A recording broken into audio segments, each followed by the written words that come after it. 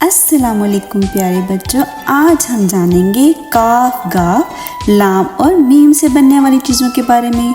तो देखते हैं इसमें क्या क्या है। लगता है आज का सबक बहुत मज़े का होने वाला है। तो चलें शुरू करते हैं और देखते हैं आज हमारे पास क्या क्या है।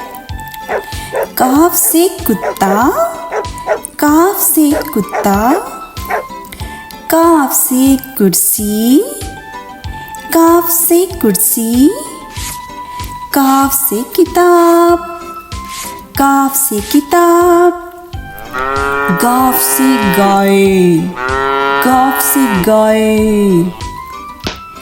गाफ से गेंद, गाफ से गेंद, गाफ से गाजर, खाए खरगोश गाजर, लाम से लट्टू, लाम से लट्टू, लाम से लीमू, खट्टा मीठा लीमू,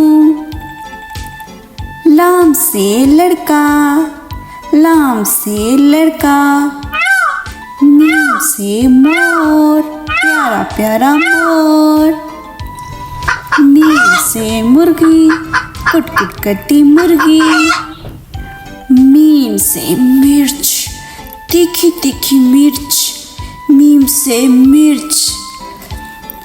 उम्मीद है आपको आज का सबक देखने में बहुत मज़ा भी आया होगा और आपने इससे बहुत कुछ सीखा भी होगा।